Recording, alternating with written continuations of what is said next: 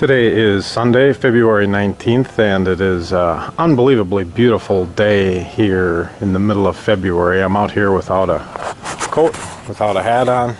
It's a beautiful day. Made a little bit of progress over the last few days. One thing I did is I put a light over the door here.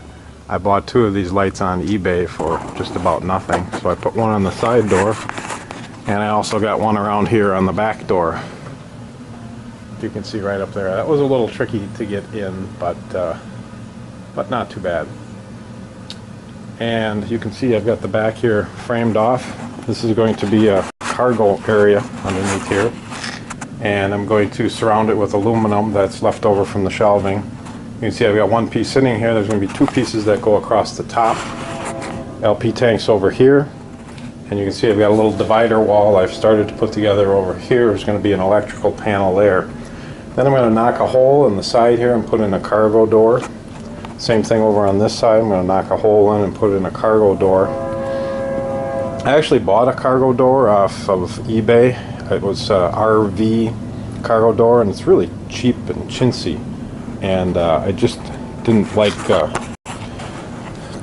way it looked from the outside, and the whole thing was just pretty cheap and chintzy. So I thought, like I did with the side door, if I could cut out a side from the box and use the cutout to make a door with some aluminum extrusions, that it would make for a nice, tight, neat installation. But I got on the internet and I did a search for cargo door and luggage door aluminum extrusions, and I found just nothing. I really had a tough time finding them. Again, I was hoping to find a match to what we've got here on the door, with this nice seal and gasket, and then the aluminum that makes up the whole door here. But I couldn't find it. Just really came up zero, and usually I'm pretty good at doing Google searches and finding what I'm after. So I finally found a spot.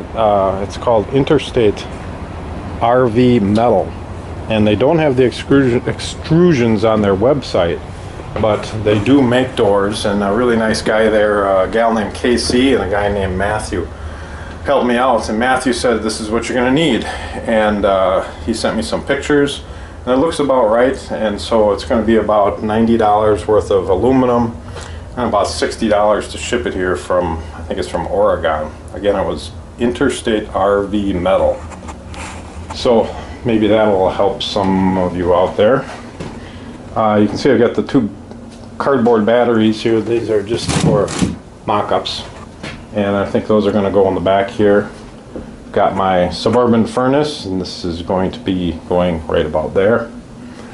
That light I put up here actually started to do a little electrical. I brought a 14 gauge cable over here. I put that light on the amp meter. It draws about 1.75 amps at 12 volts.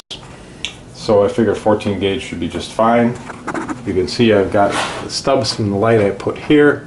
I'll have to get those over here. My plan is to put a switch here to control those two lights, and also to control a main light in the ceiling. So I kind of call this the utility lighting switch. And my thinking is I'll run a 12 gauge wire then from there over to the fuse panel, which will be back in the corner here.